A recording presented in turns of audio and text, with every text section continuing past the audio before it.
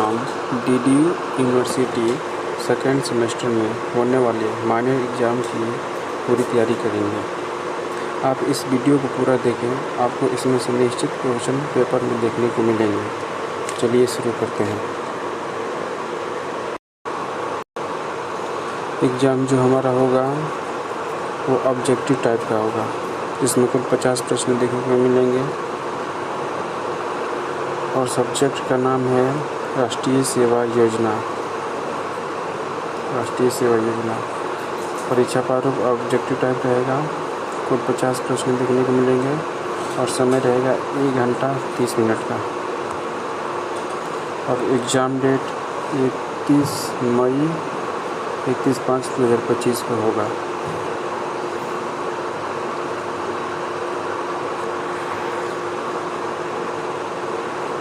अब हम देखेंगे किन किन विषय से प्रश्न आएंगे।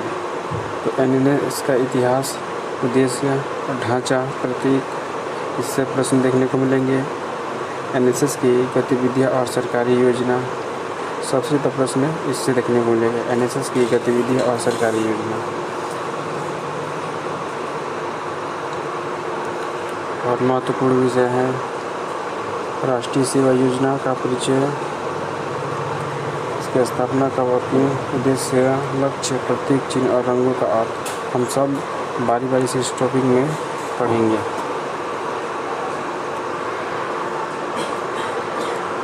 दूसरा जो है संरचना और संगठनात्मक ढांचा, कॉलेज और स्तर के कार्यक्रम, अधिकारी, स्वयंसेवक।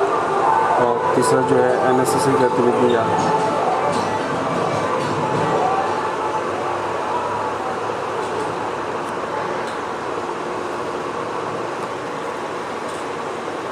फिर हम महत्वपूर्ण दिवस देखेंगे, एनएसएस दिवस देखेंगे, संविधान दिवस, विश्व एड्स दिवस। मतलब इससे योजना से दिवस से और इसकी स्थापना कब हुई, किसने की, इसका क्या उद्देश्य है, इसी से प्रश्न देखने को मिलेंगे। हम बारी बारी से सारी टॉपिक को पढ़ेंगे, एक बार टॉपिक पढ़ते जाएंगे और साथ साथ MCQ भी करते जाएंगे। सबसे पहले देखेंगे राष्ट्रीय सेवा योजना की शुरुआत कब हुई। तो इसकी शुरुआत 24 सितंबर 1969 को हुई। याद रखिएगा, इसकी शुरुआत 24 सितंबर 1969 को हुई।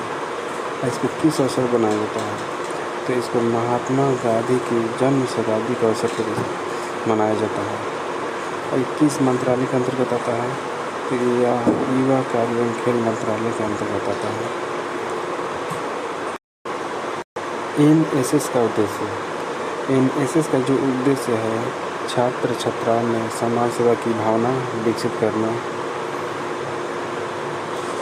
और दूसरा है व्यक्ति विकास और नेतृत्व की क्षमता का निर्माण। छात्र छात्राओं में समाज सेवा की भावना विकसित करना और व्यक्ति विकास और नेतृत्व की क्षमता का निर्माण करना।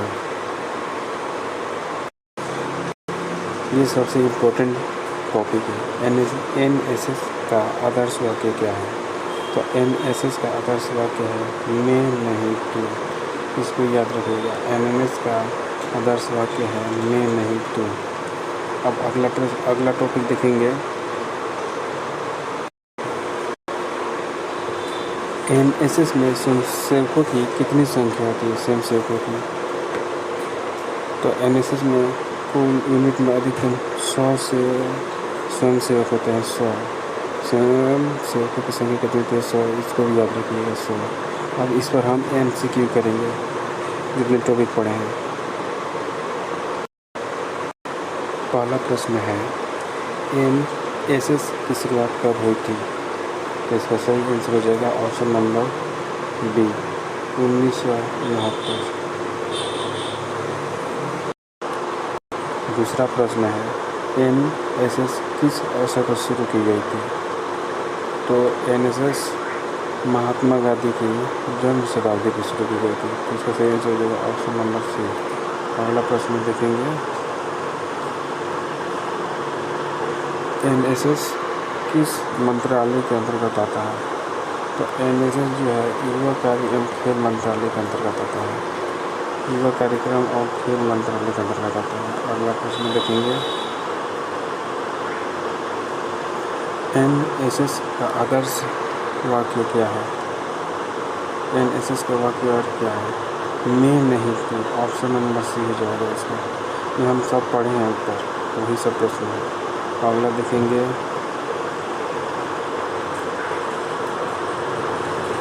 NSS का चिन्ह किस पर आधारित है? तो NSS का चिन्ह जो है इसमें गलत दिया है। NSS का चिन्ह जो है कोणार्क के सूर्य मंदिर से लिए गए, कोणार्क के सूर्य मंदिर पर आधारित है। इसमें गलती दिया गया है। अगला प्रश्न देखेंगे, NSS प्रतीक में लाल रंग का अर्थ क्या है? इसमें दो रंग होते हैं, एक भाग रहा है, देखिए एक में इसमें दो रंग होते हैं, एक लाल रंग एक प्लस नीला रंग, दो रंग होते हैं। इसमें जो लाल रंग होता है इसका अर्थ होता है युवाओं में जोश। अगला प्रश्न देखेंगे, NSS प्रतीक में नीले रंग का अर्थ क्या होता है? तो जो नीले रंग का अर्थ होता है वो होता है रहस्य और विस्तार। ऑप्शन नंबर सी हो जाएगा। लाल रंग जो उसका होता है और नीला रंग रहस्य और विस्तार का होता है। अगला प्रश्न देखेंगे, NSS में एक यूनिट में कितने स्वयंसेवक होते हैं? तो NSS के एक यूनिट में लगभग 100 स्वयंसेवक होते हैं। अगला प्रश्न देखेंगे, NSS की शुरुआत किसने की थी? तो NSS की शुरुआत डॉक्टर BKR राव ने की थी। NSS की शुरुआत। अगला प्रश्न देखेंगे, NSS का मुख्य उद्देश्य क्या है? तो NSS का मुख्य उद्देश्य है समाज सेवा और व्यक्ति विकास। ऑप्शन नंबर सी हो जाएगा। NSS की संरचना को देखेंगे। NSS की संरचना जो होती है, संरचना 4 स्तर पर होती है। पहला स्तर होता है राष्ट्रीय स्तर, इसका नियंत्रण भारत सरकार युवा कार्य मंत्रालय करता है। दूसरा होता है राज्य स्तर, इसका नियंत्रण राज्य NSS सेल करता है। ये पूछता है राज्य स्तर का नियंत्रण कौन करता है? तो राज्य NSS सेल। राष्ट्रीय स्तर का भारत सरकार युवा कार्यक्रम मंत्रालय। वहीं सबसे ज़्यादा पूछे जाने वाले टॉपिक है विश्वविद्यालय स्तर पर कौन करता है? तो NSS समन्वय। और इससे ज़्यादा पूछे जाने वाला विषय है कॉलेज स्तर पर कौन करता है? तो कार्यक्रम अधिकारी। याद रखिए, कॉलेज स्तर पर करने वाला कोई है तो है कार्यक्रम अधिकारी। अगला टॉपिक देखेंगे, हम देखेंगे NSS के जरिए भाग लेने वाले छात्राओं की क्या भूमिकाएँ होती है। वो होते हैं स्वयंसेवक। NSS का हिस्सा बनने वाले छात्र कहलाते हैं स्वयंसेवक। NSS में हिस्सा लेने वाले छात्र कहलाते हैं स्वयंसेवक, याद रखिएगा। इसका जो कार्यक्रम अधिकारी होता है, कॉलेज में NSS का संचालन करने वाला शिक्षक होता है। कार्यक्रम अधिकारी जो होता है कॉलेज में NSS का संचालन कौन करता है? शिक्षक। ये इम्पोर्टेंट रखिएगा, कॉलेज में NSS का संचालन शिक्षक होता है। एक NSS यूनिट में 100 स्वयंसेवक होते हैं, ये भी सबसे इम्पोर्टेंट है। एक NSS यूनिट में 100 स्वयंसेवक होते हैं। अगला टॉपिक है, अब हम देखेंगे NSS की गतिविधियाँ कि NSS का कार्य क्या होता है। तो इनकी नियमित गतिविधियाँ होती हैं, कम से कम इनको एक साल में, ये 3 साल का होता है, लेकिन कम से कम इनको एक साल में 120 घंटे प्रतिवर्ष कार्य करना होता है, सेवा देना होता है। एक साल में 120 घंटे। अन्य कार्य क्या क्या होता है देखेंगे। उदाहरण नीचे के तौर पे कार्य होता है सफाई अभियान का, वृक्षारोपण का, रक्तदान का, साक्षरता अभियान का, और महिला सशक्तिकरण का, पर्यावरण जागरूकता का। और ये जो सबसे इम्पोर्टेंट है, इससे हमेशा प्रश्न देखने को मिलेंगे आपको। विशेष शिविर, ये पूछता है कि विशेष शिविर कितने दिनों का होता है। तो विशेष शिविर 7 दिन का होता है, याद रखिएगा 7 दिन का। और ये स्थान क्या होता है, गाँव या शहरी बस्ती में। ज़्यादातर ये गाँव में होता है, ज़्यादातर ये गाँव में होता है। इसका विषय जो है स्वास्थ्य व्यवस्था, जल संरक्षण, ग्राम विकास का, ग्राम विकास है। इसका थीम जो है स्वस्थ भारत और डिजिटल इंडिया। सब टॉपिक याद रखते चलिएगा। अगला टॉपिक देखेंगे। अब जो हम पढ़े हैं उस पर MCQ कर लेते हैं ताकि अच्छे तरीके से हमें याद हो जाए। NSS की एक यूनिट में अधिकतम कितने स्वयंसेवक होते हैं? तो अभी हमने देखा कि 100 स्वयंसेवक होते हैं और इन्हें एक वर्ष में 120 घंटे कार्य करना पड़ता है। अगला देखेंगे, कॉलेज स्तर पर NSS का संचालन कौन करता है? तो कॉलेज स्तर पर NSS का संचालन कौन करता है? तो कार्यक्रम अधिकारी करता है। कॉलेज स्तर पर कार्यक्रम अधिकारी करता है। ठीक है, इसको याद रखिएगा। अगला प्रश्न देखेंगे। NSS स्वयं सेवक को साल भर में कितने घंटे की सेवा करनी होती है? तो अभी हमने देखा 120 घंटे की सेवा करनी होती है। अगला प्रश्न देखेंगे। सब हम लोग जो ऊपर पढ़े हैं वही सब है, केवल रिवीजन कीजिए। NSS का विशेष शिविर कितने दिनों का होता है? तो NSS का विशेष शिविर लगभग 7 दिन का होता है। 7 दिन का होता है। कहाँ होता है? ग्राम और शहर बस्ती में। अगला देखेंगे, NSS विशेष शिविर कहाँ आयोजित होता है? तो NSS विशेष शिविर कहाँ आयोजित होता है? गाँव या बस्ती में, गाँव या बस्ती में। अगला देखेंगे, NSS शिविर का मुख्य उद्देश्य क्या होता है? तो NSS शिविर का मुख्य उद्देश्य होता है समाज सेवा एवं विकास। अगला देखेंगे, NSS का कार्यक्रम अधिकारी कौन होता है? तो NSS का कार्यक्रम अधिकारी जो होता है शिक्षक होता है।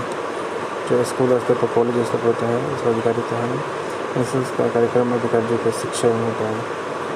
अगला प्रश्न देखेंगे, निम्न में से कौन सी NSS की नियमित गतिविधि नहीं है? क्रिकेट प्रतियोगिता। हमें देखा रक्तदान, वृक्षारोपण और साक्षरता अभियान, ये NSS के कार्यों के अंतर्गत होता है जिसमें छात्र सेवा देते हैं। अगला प्रश्न देखेंगे, NSS की राज्य स्तर पर निगरानी कौन करता है? तो राज्य स्तर पर राज्य NSS सेल करता है। ये भी इम्पोर्टेंट है, याद रखिएगा। राज्य स्तर पर राज्य NSS सेल करता है। अगला प्रश्न है, NSS के विशेष शिविर का एक लोकप्रिय विषय कौन सा है? विशेष शिविर का डिजिटल इंडिया। NSS के विशेष शिविर का एक लोकप्रिय विषय कौन सा है? इंडिया को डिजिटल बनाना है। इस पर याद रखिएगा, इस योजना को डिजिटल इंडिया। और फिर से हम अगला टॉपिक देखेंगे। अब हम देखेंगे NSS से संबंधित महत्वपूर्ण दिवस। ठीक है, तो ये पहले जो है 24 सितंबर 1969 में इसी दिन स्थापना हुआ था। तो ये तो याद रखिएगा किस दिन NSS की स्थापना हुई थी, 24 सितंबर को। और NSS से संबंधित महत्वपूर्ण दिवस है, इसे प्रश्न आने की संभावना बहुत अधिक है, इसको ध्यान से पढ़िएगा। 5 जून को विश्व पर्यावरण दिवस मनाया जाता है। 1 दिसंबर को विश्व एड्स दिवस मनाया जाता है। 15 अगस्त को स्वतंत्रता दिवस मनाया जाता है। तो मालूम होगा 26 जनवरी को गणतंत्र दिवस मनाया जाता है, भी मालूम होगा आपको।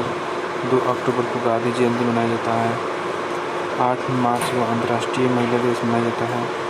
तो ध्यान से देखिएगा इसको और बढ़िया से रिवीजन करके जाइएगा। अगला जो है 21 जून को अंतर्राष्ट्रीय योग दिवस मनाया जाता है। 14 नवंबर को बाल दिवस मनाया जाता है और 26 नवंबर को संविधान दिवस मनाया जाता है। ठीक है, अब इसकी प्रमुख योजनाएं देख लेते हैं।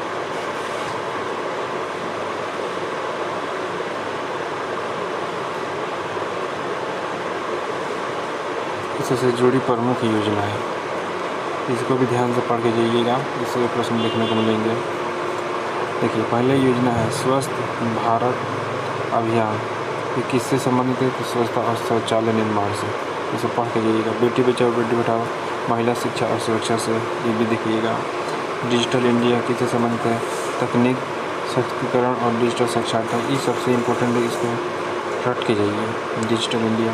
अगला है कौशल विकास योजना, युवाओं को रोजगार योग्य बनाने हेतु ये योजना शुरू किया गया था। प्रधानमंत्री जन धन योजना, गरीबों के लिए बैंक खाते का योजना। सक्षम योजना में स्किल ट्रेनिंग और नौकरी। सक्षम योजना में स्किल देना और उन्हें नौकरी योग्य बनाना। जल जीवन मिशन, नल हर घर में, जल जीवन मिशन, हर घर में जल पहुंचाना, एक ये भी योजना है। अगली योजना है राष्ट्रीय शिक्षा नीति 2020, शिक्षा में सुधार करने के लिए नई शिक्षा नीति लागू हुआ था। तो इसका स्क्रीनशॉट ले लीजिए और उसको बार बार पढ़ लीजिएगा, ठीक है। अब इस पर MCQ कर लेते हैं और हम इस बार MCQ डिस्कस कर लेते हैं। NSS दिवस कब मनाया जाता है, तो हमने कई बार पढ़ा 24 सितंबर को। अगला प्रश्न देखेंगे, ऐसे कर दीजिएगा। विश्व पर्यावरण दिवस कब मनाया जाता है, ये भी हमने देखा 5 जून को विश्व पर्यावरण दिवस मनाया जाता है। अगला प्रश्न देखेंगे, संविधान दिवस किस दिन मनाया जाता है, 26 नवंबर को संविधान दिवस मनाया जाता है, ये भी याद रखिएगा। अगला प्रश्न देखेंगे, बेटी बचाओ बेटी पढ़ाओ योजना का मुख्य उद्देश्य क्या है, महिला सशक्तिकरण, इसको भी याद रखिएगा। अगला प्रश्न देखेंगे, स्वस्थ भारत अभियान की शुरुआत किसने की थी, इसकी शुरुआत की थी नरेंद्र मोदी ने, ये भी याद रखिएगा। अगला प्रश्न देखेंगे, डिजिटल इंडिया योजना किससे संबंधित है, तो डिजिटल इंडिया इंटरनेट और तकनीक से। अगला प्रश्न देखेंगे, कौशल विकास योजना का लक्ष्य क्या है, तो इसका लक्ष्य है प्रशिक्षण और रोजगार युवाओं को प्रदान करना। अगला देखेंगे, जल जीवन मिशन का उद्देश्य क्या है, हर घर नल का पानी, हर घर नल का पानी, ये भी देखेंगे, ये भी याद कर लीजिएगा। अगर देखते हैं NSS से कौन सी योजना सीधी जुड़ी होती है, NSS से स्वस्थ भारत अभियान से भी जुड़ी होती है। अगला देखेंगे, NSS विशेष शिविर में किस योजना पर सबसे अधिक फोकस होता है, इसमें से ही चलेगा स्वस्थ भारत, ऑप्शन नंबर C, ठीक है। हम अगला टॉपिक देखेंगे और इसको जल्द से जल्द खत्म करेंगे। हमारा जो है सारा टॉपिक कंप्लीट हो गया, प्लस कुछ क्वेश्चन पेपर देख लिए। अगर आप चाहिएगा तो हम इसको 100 से अधिक MC करा देंगे।